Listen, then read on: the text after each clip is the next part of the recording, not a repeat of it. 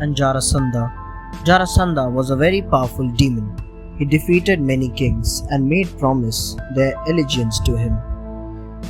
Making him the supreme emperor, he had given both his daughters in marriage to King Kansa of Mathura. After Lord Krishna had killed Kansa, his two wives went back to their father Jarasandha and lied, "Father, Krishna killed Kansa by unfair means, and we will not be satisfied until the death of our husband is avenged." So, Jarasandha vowed to destroy Krishna to avenge his son-in-law's death. He raised a huge army of demons from all over the world to help him conquer Mathura. Jarasandha decided to teach Krishna and his clan Yadavas a lesson. Since Yadavas lived in and around Mathura, he decided to battle with them and destroy the race forever. Jarasandha then repeatedly attacked Mathura, and each time he caused massive death and destruction. But Krishna and Balram killed everyone except Jarasandha. Jarasandha's aim. Jarasandha attacked Mathura 17 times with his demon army. Lord Krishna killed his entire army every time but avoided killing Jarasandha. Lord Krishna said, "Jarasandha is such an influential demon that he is bringing demons right to Mathura instead of me having to travel all over the world to kill them." The 17 attacks that Jarasandha led on Mathura had drained the energy of the Yadavas and stunted the growth of the city. The economy had come down and the wars had emptied the treasury.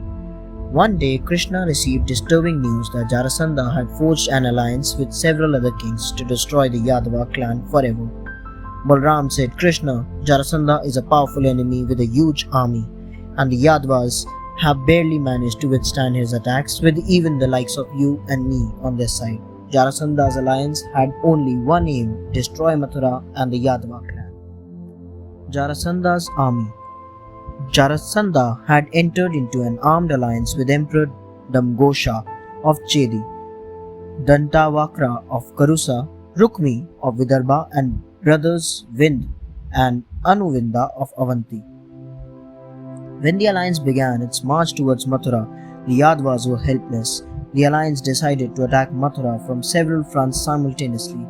Jarasandha then sent a message to the Yadavas: "Your clan would be spared if you handed over the heads of Krishna and Balram to me." The Yadavas refused and readied themselves for a war. Lord Krishna was the only person who repeatedly cautioned his clansmen against the war. He then hit upon the idea of shifting the capital from Mathura to Dwarka. Krishna placed the suggestion before his grandfather, King Ugrasena.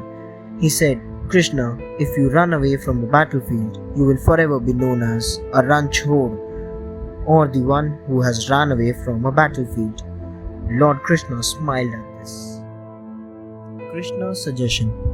Lord Krishna did not worry about being called a ranchhor.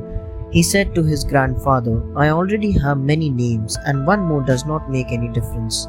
I am willing to sacrifice my reputation for saving my people and their lives." But Balram wanted to fight Jarasandha. Lord Krishna gently reminded him, "War is not the way to solve all the problems. The confederacy of kings against Mathura is so great that it could lead to the death of countless people." He added, "Why should my people suffer because of me?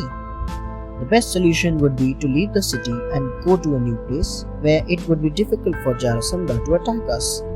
He reminded Balram that Jarasandha had already attacked Mathura 17 times, and he would not rest till he succeeded in his mission of finishing the Yadava clan.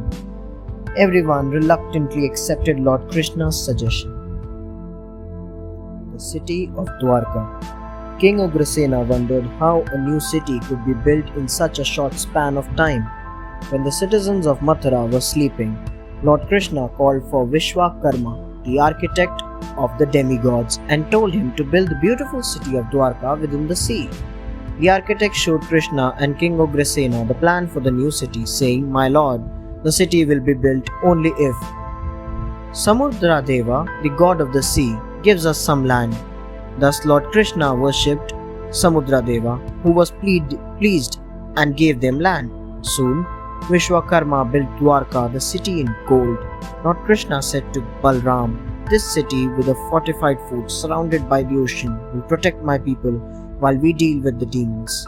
Then Lord Krishna transported everyone to Dwarka. When they woke up in the morning, they were living in a beautiful city in the middle of the ocean.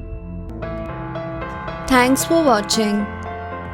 Do like, share, subscribe to Sahil Book House.